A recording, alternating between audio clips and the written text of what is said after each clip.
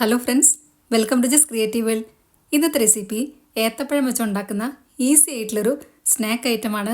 ഇത് ബ്രേക്ക്ഫാസ്റ്റ് ആയിട്ടും യൂസ് ചെയ്യാം. നമ്മളിത് ആവിയിലാണ് വേവിച്ചെടുക്കുന്നത്. അതുകൊണ്ട് തന്നെ വളരെ ഹെൽത്തിയാണിത്. കുട്ടികൾക്കും വലിയവർക്കും ഒരേപോലെ ഇഷ്ടപ്പെടുകയും ചെയ്യും. പഴം കൂടുതൽ പഴുത്തു കൂടിക്കഴിഞ്ഞാൽ ട്രൈ ചെയ്യാൻ പറ്റിയ ഒരു വിഭവം കൂടിയാണിത്. കുട്ടികളുടെ ടിഫിൻ ബോക്സിലൊക്കെ കൊടുത്തുവിടാനും നല്ലൊരു ഐറ്റം കൂടിയാണിത്. അപ്പോൾ നമ്മൾക്ക് നോക്കാം ഇതെങ്ങനെയാണ് ഉണ്ടാക്കുന്നതെന്നുള്ളത്. അതിനായിട്ട് ഞാനിവിടെ ഏത്തപ്പഴം എടുത്തിട്ടുണ്ട്.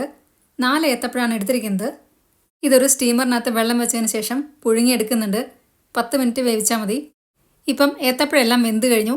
ഇനി ഇത് ചൂടോടെ തന്നെ ഇതിൻ്റെ തൊലി പൊളിച്ചതിന് ശേഷം നടുവിലത്തെ കറുത്ത കളറിലുള്ള അരി ഒന്ന് മാറ്റണം. ചൂടോടെ തന്നെ കളയുകയാണെങ്കിൽ ഈസി ആയിട്ട് നമുക്ക് കളയാൻ പറ്റും. അല്ലെങ്കിൽ പിന്നെ കുറച്ച് ബുദ്ധിമുട്ടായിരിക്കും. അപ്പം ഒരു ഫോർക്ക് വെച്ചിട്ടെങ്ങാനും നടുവിലത്തെ അതൊന്ന് കളയുക. ഇപ്പം ഞാനിവിടെ എല്ലാത്തിൻ്റെയും നടുവിലത്തെ അരി കളഞ്ഞെടുത്തിട്ടുണ്ട്. ഇനി ഇത് കുറച്ചൊന്ന് ചൂടാറിയതിന് ശേഷം ചെറുതാക്കി എരിഞ്ഞ് നമ്മൾക്ക് മിക്സിക്കകത്ത് ഇട്ട് കൊടുക്കാം. കൈ വെച്ചിട്ട് ഉടയ്ക്കണമെങ്കിൽ അങ്ങനെ വേണമെങ്കിലും ഉടയ്ക്കാം. ഞാനിപ്പം ഇവിടെ എല്ലാം കൂടെ മിക്സിക്കകത്ത് ഇട്ട് കൊടുക്കുകയാണ്. എന്നിട്ട് ഇത് നന്നായിട്ടൊന്ന് അരച്ചെടുക്കുക. ഇനി അറിയാൻ ഒരുപാട് ബുദ്ധിമുട്ടാണെങ്കിൽ മാത്രം കുറച്ച് വെള്ളം ഒഴിച്ചു കൊടുക്കുക. തീരെ കട്ടയൊന്നും ഇല്ലാത്ത രീതിയിൽ നല്ല പേസ്റ്റായിട്ട് തന്നെ അരച്ചെടുക്കുക. ഇപ്പം ഞാനിവിടെ എല്ലാം അരച്ചെടുത്തിട്ടുണ്ട്. ഇനി ഇത് വലിയൊരു പാത്രത്തിനകത്തോട്ട് മാറ്റുന്നുണ്ട്. ഇതിനകത്തേക്കാണ് നമ്മൾ കുഴച്ചെടുക്കേണ്ടത്. അതിനായിട്ട് ഇനി വേണ്ടത് അരിപ്പൊടിയാണ്. നമ്മൾ പത്തിരിക്കും ഇടിയപ്പത്തിനൊക്കെ യൂസ് ചെയ്യുന്ന തരിയില്ലാത്ത അരിപ്പൊടി വേണം എടുക്കാനായിട്ട്. അതായത് വറുത്ത അരിപ്പൊടി. അതാദ്യമേ തന്നെ 1 കപ്പ് ഇട്ട് കൊടുക്കുക. എന്നിട്ട് ഇത് സ്പൂൺ വെച്ചിട്ട് നന്നായിട്ടൊന്ന് കുഴച്ചെടുക്കുക. ഇനി ആവശ്യമാണെങ്കിൽ പിന്നീട് ഇട്ട് കൊടുക്കാം. 1 കപ്പിൽ കൂടുതൽ ചിലപ്പോൾ വേണ്ടി വരും. നമ്മളെടുക്കുന്ന പഴത്തിൻ്റെ വലുപ്പമൊക്കെ അനുസരിച്ചിട്ട് അരിപ്പൊടിയുടെ അളവും കുറച്ച് വ്യത്യാസം വരും. ഇത്രയും പഴം വെച്ചിട്ട് നമ്മൾ ഉണ്ടാക്കി കഴിഞ്ഞാൽ ഏകദേശം 5 പേർക്ക് കഴിക്കാനുള്ളതുണ്ടായിരിക്കും. അപ്പം നിങ്ങൾക്ക് കുറവ് മതിയെങ്കിൽ അതനുസരിച്ചിട്ട് പഴത്തിൻ്റെ അളവൊക്കെ കുറച്ചെടുക്കുക. അരിപ്പൊടിയുടെ അളവും കുറച്ചെടുക്കുക. അരിപ്പൊടി ഇപ്പം ഞാൻ 1 കപ്പ് ഫുള്ളായിട്ട് മിക്സ് ചെയ്ത് കൊടുത്തിട്ടുണ്ട്. ഇപ്പം കുറച്ച് സ്റ്റിക്കി ആയിട്ടാണ് ഇരിക്കുന്നത്. അപ്പം കുറച്ചും കൂടെ അരിപ്പൊടി നമുക്ക് ഇട്ട് കൊടുക്കാം. പകുതി കപ്പ് അരിപ്പൊടിയും കൂടി ഇട്ട് കൊടുത്തിട്ടുണ്ട്. വീണ്ടും എല്ലാം കൂടെ നന്നായിട്ടൊന്ന് ഇളക്കി കൊടുക്കുക. നന്നായിട്ടൊന്ന് കുഴച്ചെടുക്കുക. ഇനി കൈവച്ച് തന്നെ കുഴച്ചെടുക്കാം. ഈ ഒരു പാകത്തിൽ വേണം നമുക്ക് കിട്ടാനായിട്ട്. ഇപ്പം കയ്യിൽ തീരെ ഒട്ടിപ്പിടിക്കുന്നുമില്ല. നമ്മൾക്കിത് ഉരുട്ടിയെടുക്കാൻ കറക്റ്റ് പാകമായിട്ടാണ് കിട്ടിയിട്ടുള്ളത്. ഇനി ഇത് ചെറിയ ചെറിയ ബോൾസ് ആയിട്ട് ഉരുട്ടിയെടുക്കാം. ഞാനിവിടെ ഈ ഒരു ഷേപ്പിലാണ് ഉരുട്ടിയെടുക്കുന്നത്. എന്നിട്ട് അതിൻ്റെ നടുവിലൊന്ന് പ്രസ് ചെയ്ത് കൊടുക്കുന്നുണ്ട്. നിങ്ങൾക്ക് ഏത് ഷേപ്പിൽ വേണമെങ്കിലും ഉരുട്ടിയെടുക്കാം. ഇനി ചെറിയ ബോൾസ് ആയിട്ട് വേണമെങ്കിൽ അങ്ങനെ വേണമെങ്കിലും ഉരുട്ടിയെടുക്കാം. എല്ലാം ഇതേപോലെ തന്നെ ഉരുട്ടിയെടുക്കുക. ഇനി ഒരു ഇഡ്ഡലി തട്ട് വെച്ചിട്ട് അതിൻ്റെ ഉള്ളിലായിട്ട് ഇത് പരത്തി വെച്ച് കൊടുക്കാം. എണ്ണയോ ബട്ടറോ ഏതെങ്കിലും തേച്ച് കൊടുക്കുക. എന്നിട്ട് ഇത് ഇതേപോലെ പരത്തി വെച്ച് കൊടുത്തതിന് ശേഷം 10 മിനിറ്റ് ആവിയിലൊന്ന് വേവിച്ചെടുക്കുന്നുണ്ട്. നമ്മൾ പഴമൊക്കെ ഓൾറെഡി വേവിച്ചതാണ്. അതുകൊണ്ട് 10 മിനിറ്റ് മതിയാകും. പെട്ടെന്ന് തന്നെ ഇത് വെന്ത് കിട്ടും. മീഡിയം ഫ്ലെയിമിൽ വെച്ചാൽ മതി. നമ്മൾ ഇഡ്ഡലിയൊക്കെ വേവിക്കുന്ന പോലെ 2ഓ 3ഓ തട്ട് ഒരുമിച്ച് വെക്കാം. ഞാനിവിടെ 3 തട്ട് ഒരുമിച്ച് വെച്ച് കൊടുത്തിട്ടുണ്ട്.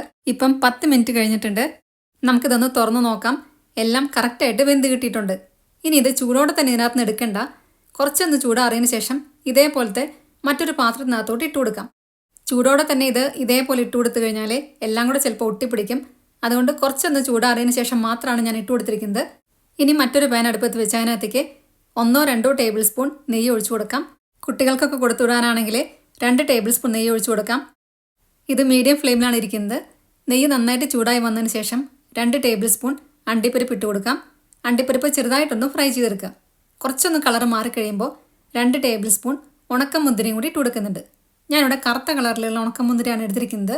അപ്പോഴാണ് കുറച്ചുകൂടെ ഭംഗി ഉണ്ടായിരിക്കുക കാണാൻ. ഈ കറുത്ത കളറിലുള്ള ഉണക്കമുന്തിരി ഇല്ല എങ്കിൽ നമ്മൾ സാധാരണ എടുക്കുന്ന ഗോൾഡൻ കളറിലുള്ള ഉണക്കമുന്തിരി ആയാലും മതി. മുന്തിരിയൊക്കെ നല്ലപോലെ വീർത്ത് വരുന്നവരെ നന്നായിട്ട് ഇളക്കി കൊടുക്കുക. ഇപ്പം മുന്തിരിയെല്ലാം നല്ലപോലെ വീർത്ത് വരാൻ തുടങ്ങിയിട്ടുണ്ട്. ഇത് കറക്റ്റ് പാകമായി വന്നിട്ടുണ്ട്. ഇനി നമ്മൾക്ക് വേണ്ടത് തേങ്ങ ചിരവിയതാണ്. ഞാനിവിടെ 1 കപ്പ് തേങ്ങ ചിരവിയതാണ് ഇട്ട് കൊടുക്കുന്നത്. ഉണക്കമുന്തിരി മണ്ടിപ്പരിപ്പും എല്ലാം ഓരോരുത്തരുടെ ഇഷ്ടത്തിനനുസരിച്ചിട്ട് ഇട്ട് കൊടുക്കാം. തേങ്ങ ചിരവിയതും കൂടി ഇട്ട് കൊടുത്തതിന് ശേഷം തീ നന്നായി കുറച്ച് വെച്ച് കുറച്ച് നേരം ഒന്ന് ഇളക്കി കൊടുക്കുക. ഇനി ഇത് 2 രീതിയിൽ നമുക്ക് ഉണ്ടാക്കിയെടുക്കാം. പഞ്ചസാര ചേർത്തിട്ടും ഉണ്ടാക്കാം, പഞ്ചസാര ഇല്ലാതെയും ഉണ്ടാക്കാം. ഞാനിവിടെ പഞ്ചസാര ഇപ്പം ആഡ് ചെയ്ത് കൊടുക്കുന്നുണ്ട്. 2 ടേബിൾ സ്പൂൺ പൊടിച്ച പഞ്ചസാരയാണ് ഇട്ട് കൊടുക്കുന്നത്. ഷുഗറൊക്കെ ഉള്ളവരാണെങ്കിൽ പഞ്ചസാര ഇല്ലാതെ ഉണ്ടാക്കിയാലും മതി. അതും നല്ല ടേസ്റ്റാണ്. കുട്ടികൾക്കാണെങ്കിൽ പഞ്ചസാര ചേർത്തിട്ട് ഉണ്ടാക്കി കഴിഞ്ഞാൽ കുറച്ചും കൂടി ഇഷ്ടപ്പെടും. പഞ്ചസാര ഇട്ട് കൊടുത്തതിന് ശേഷം വീണ്ടും നന്നായിട്ട് ഇളക്കി കൊടുക്കുക. പഞ്ചസാരയൊക്കെ നല്ലപോലെ നലിഞ്ഞ് വരും. നമ്മൾ ഓൾറെഡി പൊടിച്ച പഞ്ചസാരയാണ് ഇട്ട് കൊടുത്തത്. ഇനി എളുപ്പത്തിന് വേണമെങ്കിൽ പൊടിക്കാത്ത പഞ്ചസാരയും ഇട്ട് കൊടുക്കാം. ഇനി ഇട്ട് കൊടുക്കുന്നത് ഏലക്കാപ്പൊടിയാണ്. നല്ലൊരു ഫ്ലേവർ കിട്ടാൻ വേണ്ടിയിട്ടാണ് 1/2 ടീസ്പൂൺ ഏലക്കാപ്പൊടിയും കൂടി ഇട്ട് കൊടുക്കുന്നത്. ഇപ്പോൾ ഏലക്കാപ്പൊടിയുടെയും നെയ്യിൻ്റെയൊക്കെ നല്ലൊരു ഫ്ലേവറാണ് വന്നുകൊണ്ടിരിക്കുന്നത്. ഇനി നമ്മൾക്ക് കുറച്ച് നേരം കൂടെ ഇളക്കി കൊടുത്തതിന് ശേഷം നേരത്തെ നമ്മൾ ആവിയിൽ വേവിച്ചെടുത്ത ഏത്തപ്പഴത്തിൻ്റെ ചെറിയ പത്തിരികളെല്ലാം കൂടെ ഇതിനകത്തേക്ക് ഇട്ട് കൊടുക്കാം. ഞാൻ നേരത്തെ പറഞ്ഞിട്ടുണ്ടായിരുന്നു, കുറച്ചൊന്ന് ചൂടാറിയതിന് ശേഷം വേണം നമ്മൾ ഈ പാത്രത്തിനകത്തോട്ട് ഇട്ട് കൊടുക്കാനായിട്ട്. അപ്പം തീരെ ഒട്ടിപ്പിടിക്കത്തില്ല എന്ന്. അങ്ങനെയാണ് ഇവിടെ ചെയ്തിട്ടുണ്ടായിരുന്നത്. അതുകൊണ്ട് തന്നെ ഇത് തീരെ ഒട്ടിപ്പിടിച്ചിട്ടില്ല. എല്ലാം ഒറ്റയ്ക്ക് വിട്ടിട്ടാണ് കിടക്കുന്നത്. ഇനി ഇത് തീരെ പൊടിയാത്ത രീതിയിൽ മെല്ലെ ഇളക്കി കൊടുക്കുക. ഒരുപാടിട്ട് കുത്തി ഇളക്കി കഴിഞ്ഞാൽ ഇത് ചിലപ്പം പൊട്ടിപ്പോവും. അതുകൊണ്ട് ഇതേപോലെ മെല്ലെ ഇളക്കി കൊടുക്കുക. എല്ലാം നന്നായിട്ടൊന്ന് ചൂടായിട്ട് വരണം. ഇത്രയേ ഉള്ളൂ നമ്മളുടെ ഈസി ആയിട്ടുള്ള ബ്രേക്ക്ഫാസ്റ്റ് അല്ലെങ്കിൽ സ്നാക്ക് ഇവിടെ റെഡിയായി കഴിഞ്ഞു. രാവിലെ ഇത് എളുപ്പത്തിൽ ഉണ്ടാക്കാനായിട്ട് ആവിയിൽ വേവിക്കുന്ന സ്റ്റേജ് വരെ രാത്രി തന്നെ ചെയ്തു വെക്കാം. അപ്പം പിന്നെ രാവിലെ നമ്മൾ നെയ്യിനകത്ത് അണ്ടിപ്പരിപ്പും ഉണക്കമുന്തിരിയും തേങ്ങയൊക്കെ വഴറ്റിയതിന് ശേഷം നമ്മൾക്കിത് നേരെ ഇട്ട് കൊടുക്കാം. എല്ലാം കൂടെ നന്നായിട്ടൊന്ന് ചൂടായി വന്നാൽ മതി. കുട്ടികളുടെ ടിഫിൻ ബോക്സിലൊക്കെ കൊടുത്തുവിടാൻ നല്ലൊരു ഐറ്റം കൂടിയായിരിക്കും. ഏത്തപ്പഴം ഇഷ്ടമില്ലാത്ത കുട്ടികൾ വരെ വളരെ രുചിയോടെ ഇത് കഴിച്ചു പോവും. അത്രയും ടേസ്റ്റാണ് ഇതിന്. കുട്ടികൾക്ക് മാത്രമല്ല വലിയവർക്കും ഇത് ഒത്തിരി ഇഷ്ടപ്പെടും. അപ്പം എല്ലാവർക്കും ഇന്നത്തെ വീഡിയോ ഇഷ്ടമായി എന്ന് വിചാരിക്കുന്നു. വീഡിയോ ഇഷ്ടമായിട്ടുണ്ടെങ്കിൽ നിങ്ങളുടെ ഫ്രണ്ട്സിനും റിലേറ്റീവ്സിനൊക്കെ ഷെയർ ചെയ്യാൻ മറക്കരുത്. സബ്സ്ക്രൈബ് കൂടെ ചെയ്യാം. അതിൻ്റെ സൈഡിലുള്ള ബെല്ലൈക്കണിലെ ഓൾ എന്നുള്ള ഓപ്ഷനോടെ ക്ലിക്ക് ചെയ്യാം. അപ്പം നെക്സ്റ്റ് ടൈം ഞാൻ വീഡിയോ ഇടുമ്പോൾ പെട്ടെന്ന് തന്നെ നിങ്ങൾക്ക് നോട്ടിഫിക്കേഷൻ കിട്ടുന്നതായിരിക്കും. ഇതുണ്ടാക്കി നോക്കിയതിന് ശേഷം നിങ്ങളുടെ ഫീഡ്ബാക്സ് എല്ലാം കമൻസിലൂടെ അറിയിക്കാൻ മറക്കരുത്. നല്ലൊരു വീഡിയോ ആയിട്ട് വീണ്ടും കാണാം. താങ്ക്